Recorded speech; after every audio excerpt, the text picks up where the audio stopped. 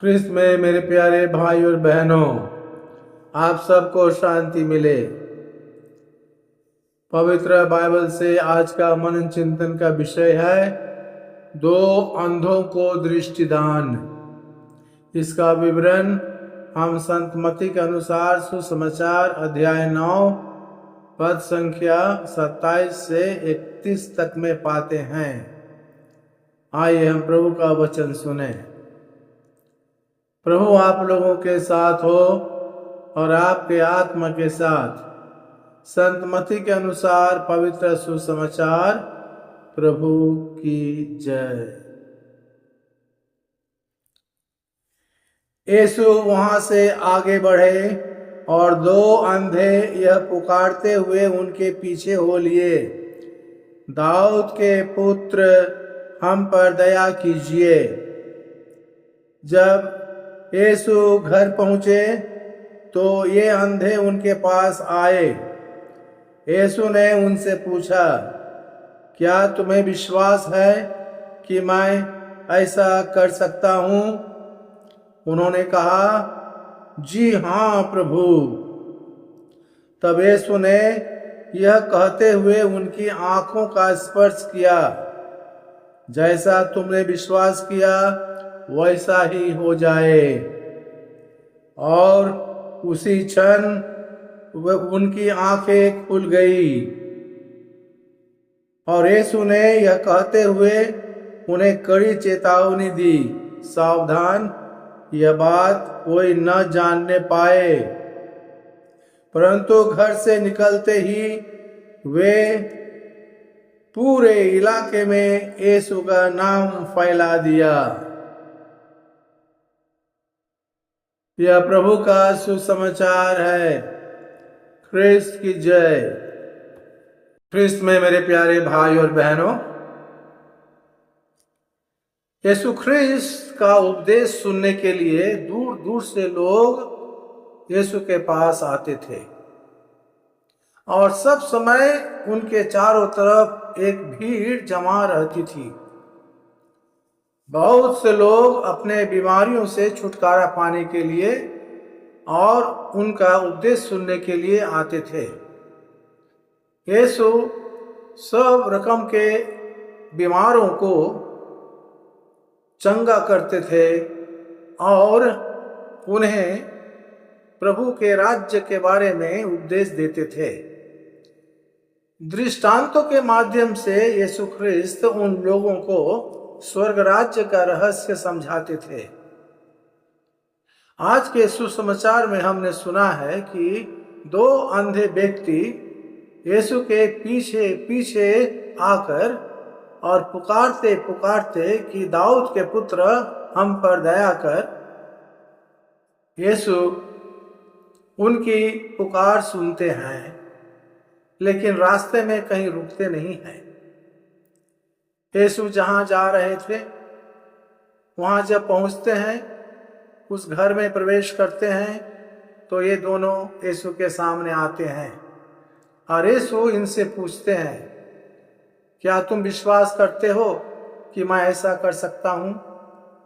और इन्होंने कहा, हाँ प्रभु, आप ही कर सकते हैं। और यीशु ने बड़े प्यार से, बड़े स्नेह के साथ इनके आंखों का स्पर्श किया, यह कहते हुए, तुमने जैसा विश्वास किया वैसा ही हो जाए।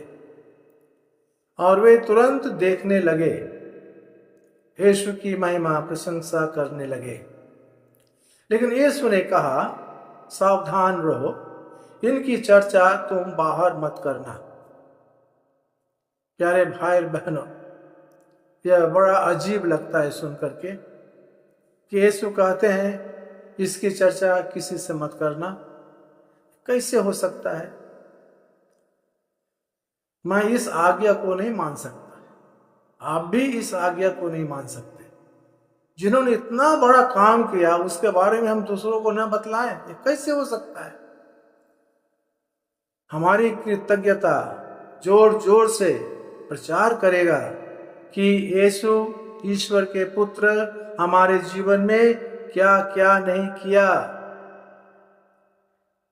हमारे प्रचार के द्वारा लोग जानेंगे कि यीशु कौन है और क्यों हमें यीशु के पीछे जाना है, क्यों हमें यीशु से जुड़ना है। यह काम आपको और मुझको करना होगा।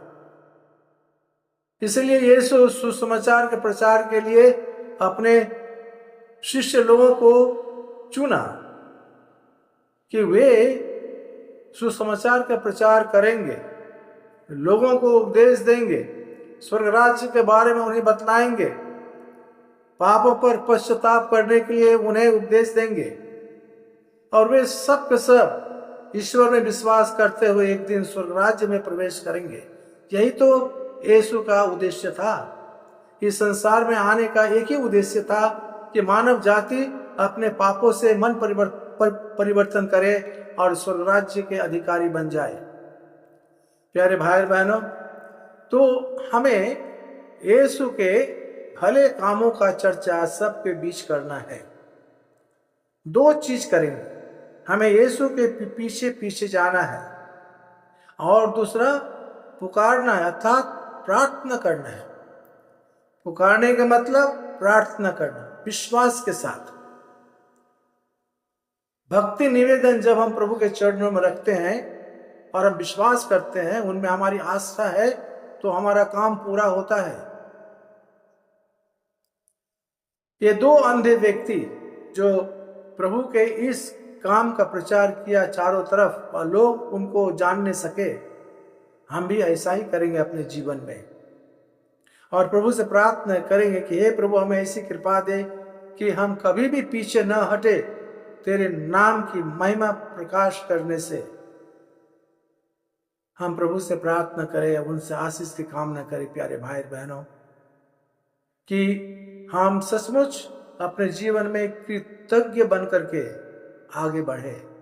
जो लोग अच्छाई करते हैं उनके बारे में दूसरों को बतलाएं और हमने प्रभु से क्या पाया है इसकी चर्चा सबके साथ करें। आइए हम प्रार्थना करें या प्रभु से आशीर्वाद की कामना करें।